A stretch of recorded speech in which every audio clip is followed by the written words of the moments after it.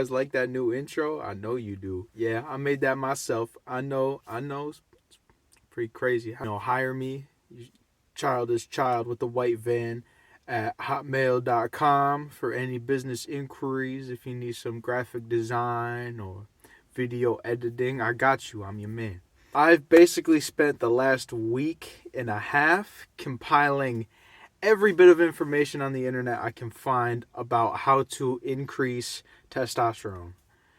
If you don't know what testosterone is, it is essentially the hormone that makes men men.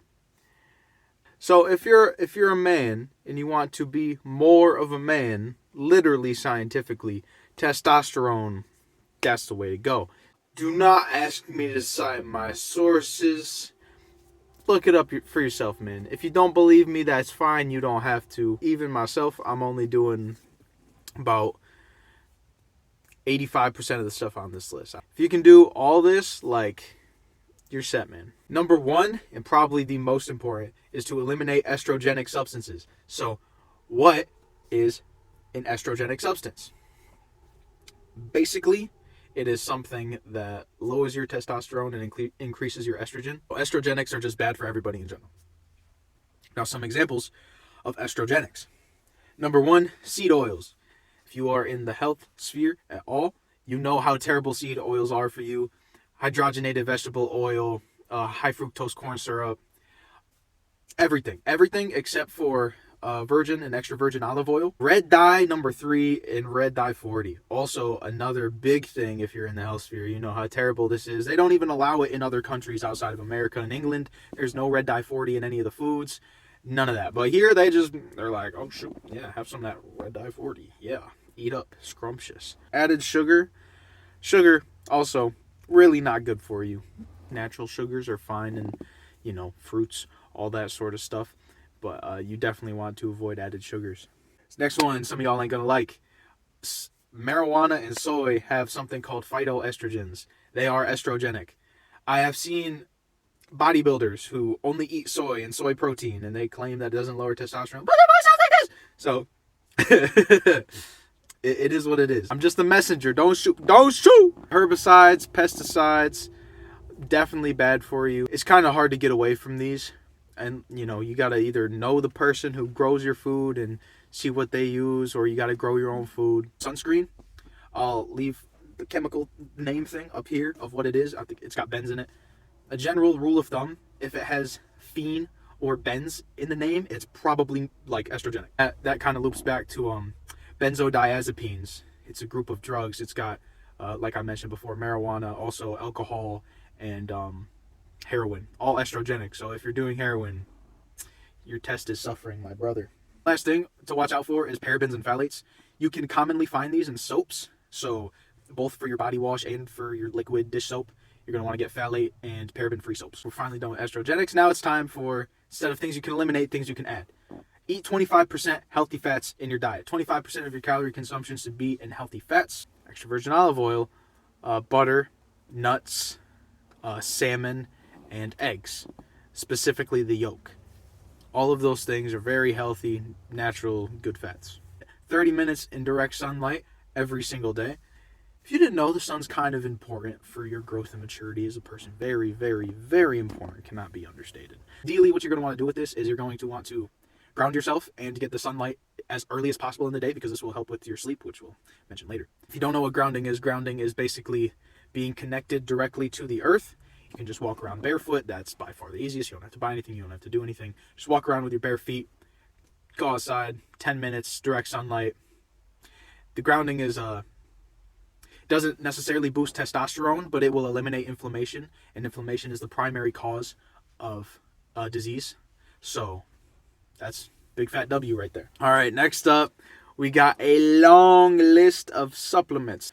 We got zinc, magnesium, boron, vitamin D, ashwagandha, horny goatweed, lion's mane, tonkat ali, some palmetto, liver, turkesterone, beets and red beet powder, creatine, stinging needles, licorice root. Do not have licorice root if you have hypertension. If you have hypertension, do not have licorice root. What? Oh, wild yam root and parsley leaf. All of those things are good supplements that will increase your testosterone. If I was a beginner and I didn't really know like what to take, I'd just recommend zinc, magnesium, and vitamin D. That will be a good start for you. Single ingredient organic foods. Now this relates to no herbicides, no pesticides, but single ingredient organic foods is by far easiest for your body to digest and get the nutrients from. One standout food in particular is ginger. I'd recommend incorporating ginger in whatever way you can. You can get ground ginger and just season stuff with it. You can get whole ginger and chop it up and put it in your food. Fruits and watery vegetables, very, very good for you. You cannot go wrong with fruits and vegetables. The next one is very important, very, very, very slept on, I might add, is intermittent fasting. Now, if you don't know what intermittent fasting is, it's basically just not eating so you got 24 hours in your day, right? Including the 8 hours you sleep. If you're sleeping good. So, intermittent fasting is fasting in a 16 to 20 hour window. You have this thing called growth hormone, right? You can imagine something like growth hormone is very good for your growth and development as a person. Wow, crazy. Anyways, this growth hormone, when you do exercise, this growth hormone increases by 495%, which you're probably like, whoa, that's crazy. When you intermittent fast for 16 plus hours, growth hormone increases by 2,000%.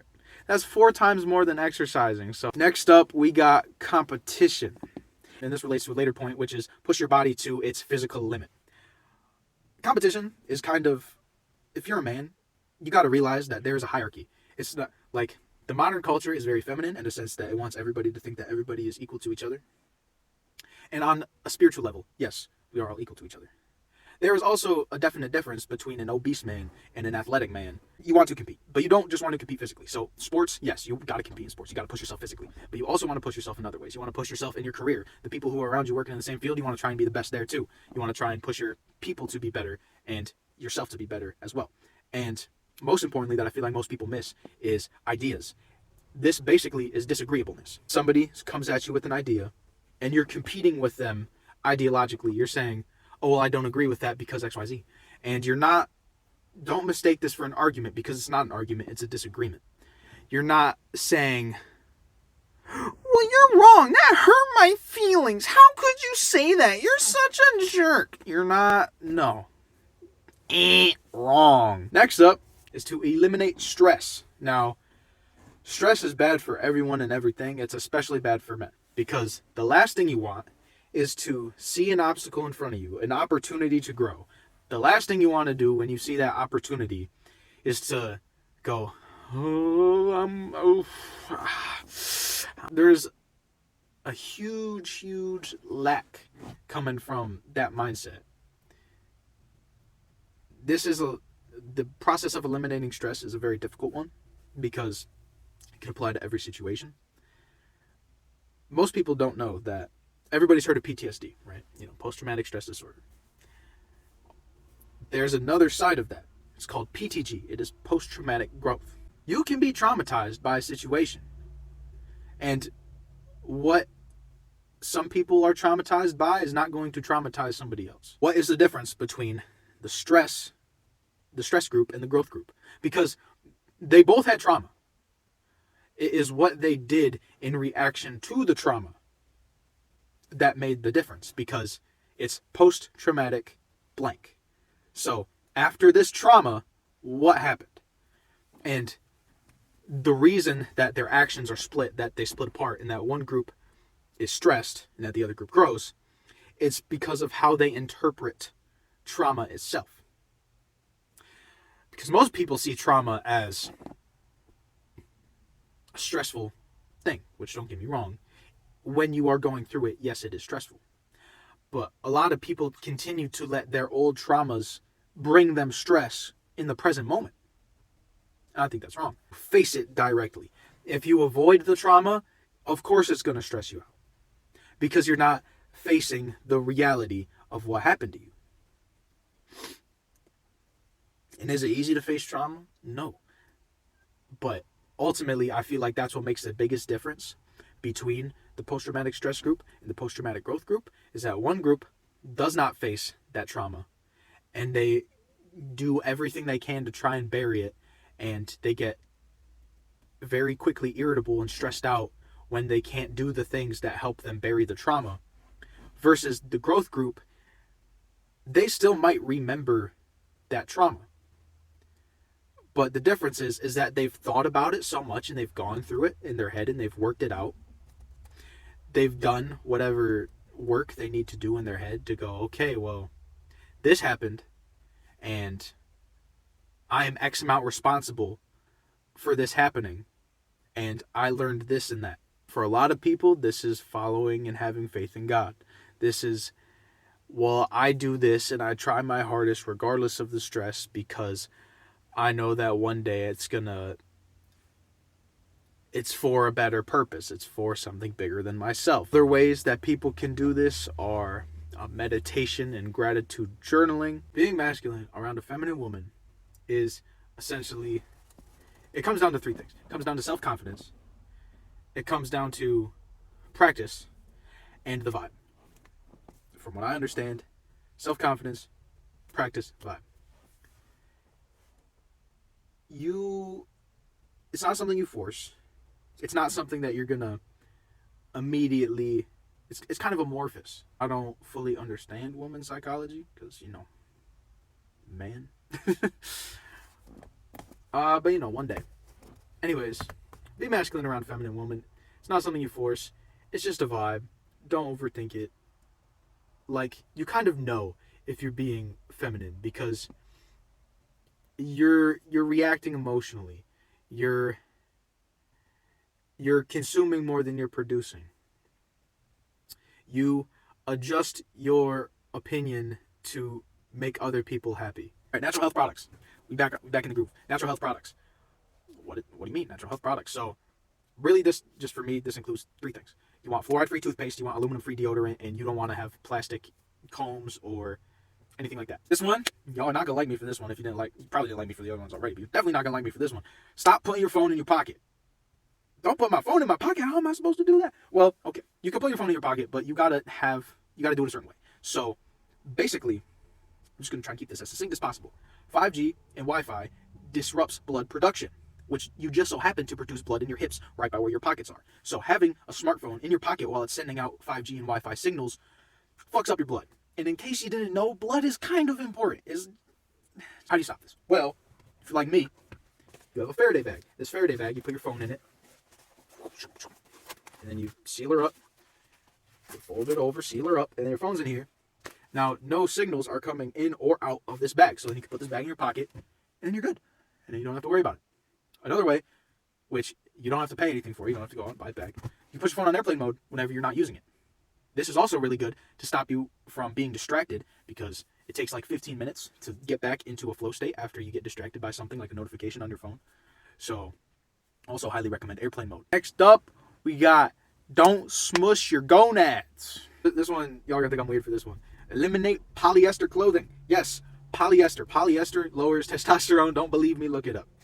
Good alternatives, cotton, wool, stuff like that. I understand if you're not going to get rid of all the polyester in your closet because it's like 50% of my closet at least. What you got to do is just get some cotton or wool underwear. Just don't let the polyester touch your nuts, man. Another one you ain't going to like me for. Stop watching porn and masturbating, okay? Need I say more? I won't say more. You already know you should stop. If you can't be masculine around a feminine woman, this probably has something to do with it. Don't touch receipts, man. Receipts have very, very high levels of BPA, and they will mess up your testosterone. Nose breathing and diaphragm breathing. This is basically just like deep breaths in the nose, and instead of breathing up here in your chest, like you want to breathe deep in the diaphragm of your gut. I recommend doing box breaths. Is 4 seconds in through your nose, deep gut breath, hold it for 4 seconds, 4 seconds out, deep, try and have your belly button touch your spine, basically. Just really let it all out, hold for another 4 seconds, and then repeat. And then if you do this 30 times a day after eating, it will help you feel a lot better and less tired after eating and stuff. Breathe good. Don't stop mouth breathing. Mouth breathing is terrible for you. It's gonna make you look like this. I saved one of the best ones for last. You gotta get high quality sleep. High quality, good sleep is 10 to 15 minutes before you go to bed You're going to want to have a cool down time of little to no stimulation. So it's going to be like gratitude journaling or something, or maybe reading a book. You're going to want to have some cool down time with no screens, no nothing. If you fall asleep with Family Guy on, yeah, I'm looking at you. Shout out Remy Jewelry, by the way. You want to be in a cold, dark, and quiet room. Dark, quiet, cold. Like I said, right when you wake up, you're going to want to get 10 minutes of sunlight. Ideally, you're also grounding to get the anti-inflammation. If at all possible, avoid eating 2 to 3 hours before bed. And you're also going to want to avoid long naps during the morning, and you're going to want to avoid naps entirely in the afternoon. Like really tired in the afternoon, you're like, oh, I need a nap. You don't want to have coffee in the afternoon, like after 4 p.m. either, because that's going to mess up your sleep. Last but not least, probably the most important though, is to go to bed and wake up at the same time every day, because your body will just get used to it.